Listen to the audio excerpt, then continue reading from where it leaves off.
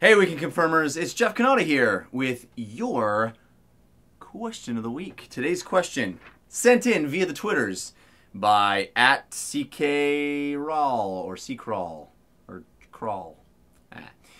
He asks, if except he used English. He wrote, if Half-Life 3 comes out this year, will it be Game of the Year?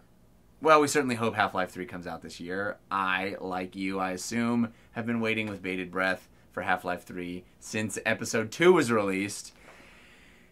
It's hard to think another year will go by without us hearing a single peep about that game, but it's certainly possible. I can't predict if it comes out this year, and I certainly can't predict if it will be Game of the Year. I think, interestingly, that's one of the problems that we have in this business. We assume something will be Game of the Year knowing nothing about anything else that's coming out this year, right? It's hard for us not to assume that Half-Life 3 will be incredible.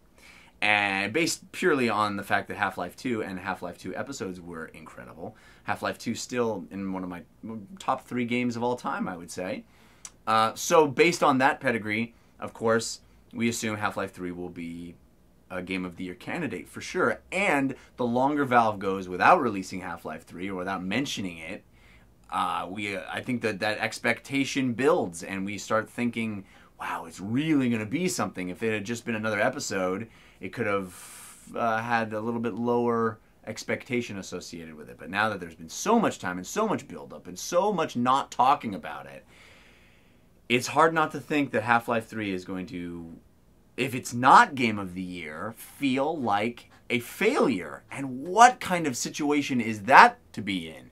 That's kind of crazy to think that we have to assume a game we know absolutely nothing about other than its title has to be Game of the Year. I remember when Half-Life 2 was announced, I wonder how many of you do like I do, and what a titanic, momentous moment that was, where it was Valve came out and said, not only is Half-Life 2 coming, not only does it have a brand new engine, not only does it have physics like we've never seen, and a gravity gun, and all these incredible features that you've never heard of before, but it's coming out in 3 months. Of course, that turned out to be a big fat fallacy, but I think that's what they're aiming for this time, where it's going to be like, here it is, not only have we been making it, but it's done, and it's coming out soon. I think that's what they're aiming for, which is why we haven't heard anything about it.